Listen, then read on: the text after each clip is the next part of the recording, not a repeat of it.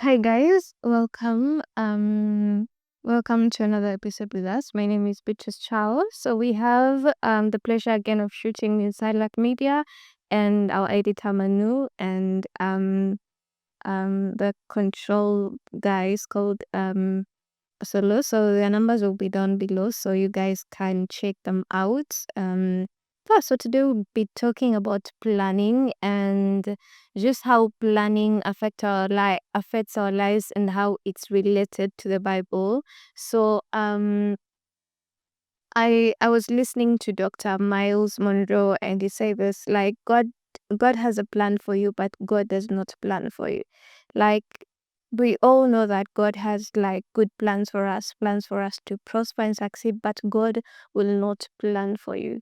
So while you're praying and asking God to do this for you, to do this something for you, and in Habakkuk, I think it's Habakkuk 2, I can't remember the exact verse, but Habakkuk 2, it says, write the vision and make it plain. Like, if you have a plan, you should at least be able to write it down. And like, it really helps for you also to keep tabs on what God has done in your life. And like, because sometimes we live in answered prayers and we're not even like recognizing that, like, we are where we used to pray for. So I feel like that writing the things that we want or the things that we're asking God for is really a blessing. Like, I'm reading currently A Woman After God's Heart by, I can't remember the author, but it's a good book. And she talks about having a prayer list. Like, if you're gonna ask God for something, write it down so that when he answers that prayer, it's like you can go tick and have also maybe a way to say thank you to God.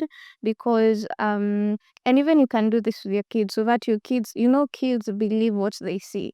So it's easier to also like instill the faith of God in your kids if they can actually see it. Imagine you writing with your kids that my prayer this year is to have a car, then boom, at the end of the year you have a car. Imagine how the faith of that child will be after seeing that car and you had written it down without a car. Like, I feel like that's something that's very powerful that we take for granted. And most of us are not writers, honestly. But we have our phones, we have like notepads on our phones. So I feel like it's even more easier. Like, there's no excuse.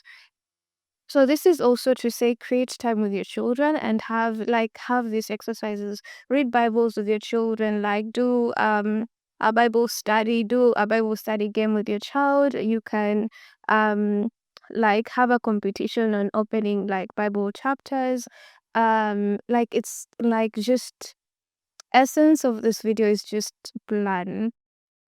And God is a planner. And the thing is, mm, God, like, okay, how I've learned is when plans fail, you make new plans. You just don't like tire out and you're like, oh, it didn't happen, so it's done.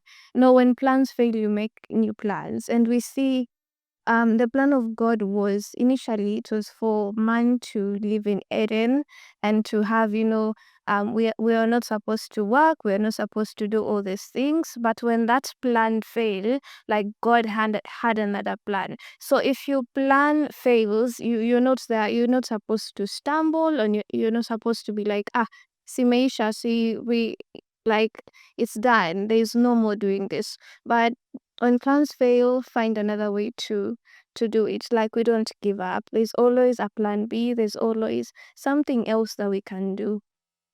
Um, I also feel like, and this is Miles Monroe speaking, like, plans are the highest form of faith in God. Imagine you just writing it down and just saying, God, I'm trusting you for this.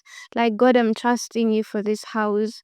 God, I'm trusting you for a child this year. Like, it's just us exuding faith in God and just being like, God, I trust you enough to write this down. I trust you enough to know that you're able to do this for me. So I really encourage planning. Like, I'm very big on it, honestly. I love to write. So everything, I literally have papers everywhere. So just please make sure that you write the vision and make it plain, and I'm sure that God will come through for you. And it's not your work to know how it's going to happen. Your work is to write down the vision. So that's when you pray, like, God help me with this, or God, like, you just can't pray at God help me. Like, what is He supposed to help you with?